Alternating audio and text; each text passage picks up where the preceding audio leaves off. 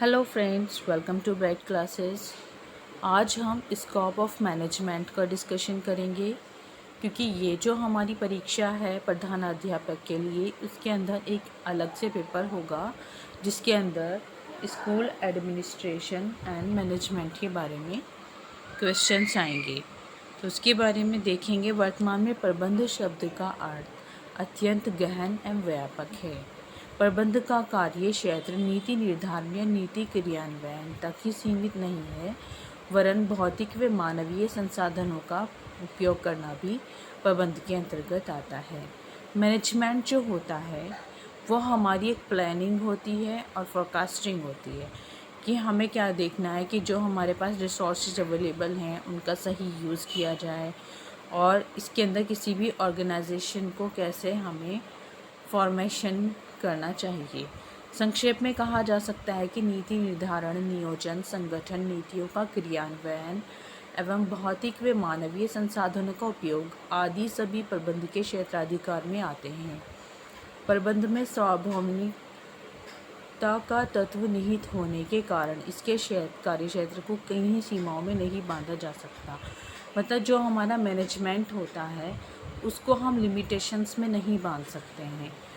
जैसे अब जो मॉडर्न टाइम चल रहा है, इसमें क्या है कि मैनेजमेंट बहुत ज़्यादा डिटेल्ड में हो गया है, इसका वास्ट हो गया है जो क्षेत्र है, और इसके कार्यों के आधार पर विभिन्न शाखाओं में बांट दिया गया है। जैसे उत्पादन प्रबंध, प्रोडक्शन मैनेजमेंट, रख रखाव मेंटेनेंस, कि हमें प्रोडक्शन का जो मैनेजमेंट है वो कैसे करना है, मेंटेनेंस कैसे रखनी है, ऑफिस मैनेजमेंट कैसे रखना है, फाइनेंशियल मैनेजमेंट को कैसे रखना है, क्रय प्रबंध, परचेजिंग मैनेजमेंट, कि हमें परचेजेस कब कब और कहाँ से की करनी है, वित्तीय प्रबंध, फाइनेंशियल मैनेजमेंट, जो हमारा फाइनेंस है उसको हमें कैसे मैनेज करना है, कार्मिक प्रबंध, पर्सनल मैनेजमेंट, तथा विकास प्रबंध, डेवलपमेंट मैनेजमेंट। इसके अंदर हमें कि जो हमारा डेवलपमेंट है इंस्टीट्यूशन का या ऑर्गेनाइजेशन का, उसे हमें कैसे रखना है।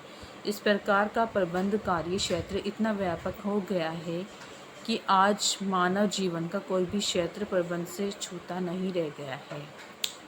यही कारण है कि प्रोफेसर न्यूमैन ने प्रबंध को एक सामाजिक प्रक्रिया बताया है।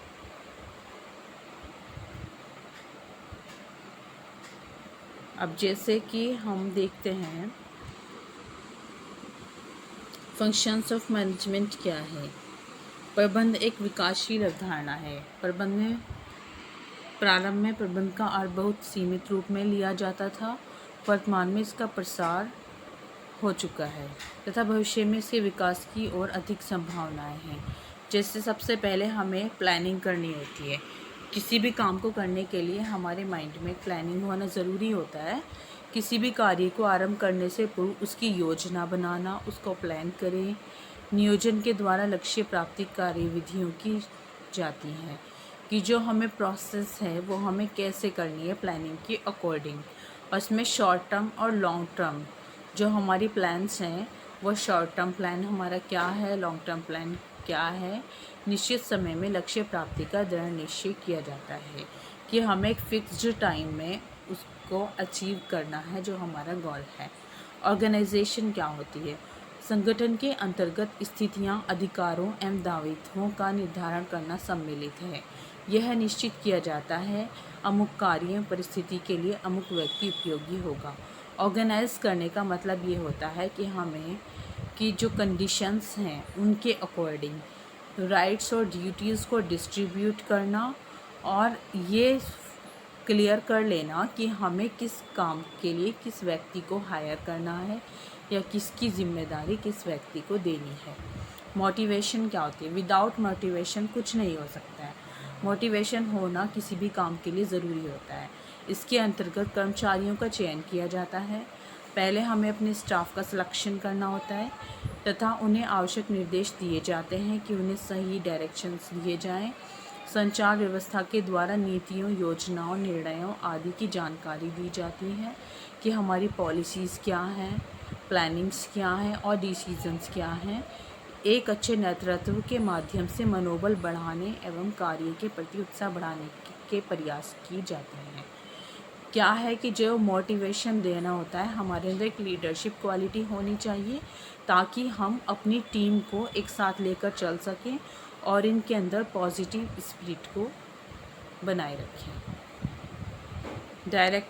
डायरेक्टिंग क्या होती है? निर्देश देना। प्रबंध को निर्देश के लिए भी तत्पर रहना चाहिए जिससे कि श्रम, पूंजी व समय के सदुपयोग को रोका जा सके। जो एक मैनेजमेंट होता है वो बहुत मजबूत हो, बहुत अच्छा हो, जिससे कि जो हमारा श्रम है वो, पूंजी जो हम अपना इन्वेस्टमेंट कर रहे हैं वो, और टाइम को हम सही तरीके से यूज़ कर सकें। निर्देशन के द्वारा ही निर्णय को क्रिया में परिणत किया जाता है तथा समूह को परिणात्मक शक्ति प्रदान की जाती है कि जिससे मोटिवेट भी किया जा सके और अच्छे से काम को कराया जा सके। कंट्रोलिंग क्या होती है? नियंत्रण, कंट्रोल। नियंत्रण के द्वारा कार्यों के परिमाप निश्चित किए जाते हैं। जो हमें स्टैंडर्ड्स हैं वो हमें फिक्स्ड करने हैं। योजनाबद्ध मार्ग से विचलन, डेविएशन होने पर सुधारवादी कार्यक्रम या उपचारों को अपनाता है। कि कई बार ऐसा होता है कि अगर कोई कमी बेशी रह जाती है या कोई उतार चढ़ाव आता है तो उनको कंट्रोल किया जा सके। नियुक्त करना, staffing, this is very important point. प्रबंध का एक अन्य महत्वपूर्ण कार्य कर्मचारियों की नियुक्ति करना होता है। मैनेजमेंट जो है वो अपॉइंट करता है लोगों को। कार्मिकों की सहायता से ही संगठन के उद्देश्यों की प्राप्ति संभव हो सकती है। तो इसके अंदर जो डिसीजंस हैं वो बहुत ही सोच समझ कर लिए जाने चाहिए। कोऑर्डिनेशन, जब कोई एक टीम काम करती है या कोई भी इंस्टीट्यूशन होता है, कोई भी जगह होती है जहाँ पर लोग मिलकर काम करते हैं, वहाँ पर आपस में उनका कोऑर्डिनेशन बहुत अच्छा होना चाहिए। कार्यों में संतुलन तथा समय की एकता को स्थापित करना समन्वय कहलाता है। कि जो वर्क है, हमारा फंक्शंस हैं, उनके अंदर संतुलन, बैलेंस होना चाहिए और समय की एकता, कि जो हमारा वर्क है वो हम इस हिसाब से डिस्ट्रीब्यूट करें कि सभी के को इक्वलिटी के साथ दिया जाए। इसके अतिरिक्त अधिकारियों व कर्मचारियों के मध्य भी संबंध समन्वयपूर्ण होने चाहिए। कि जो हाई लेवल स्टाफ होता है और लोअर लेवल स्टाफ होता है, मिडिल लेवल स्टाफ होता है, सबके बीच में हमें तरीके से वर्क को डिस्ट्रीब्यूट करना चाहिए और वो एक दूसरे की रिस्पेक्ट करने वाले भी हों।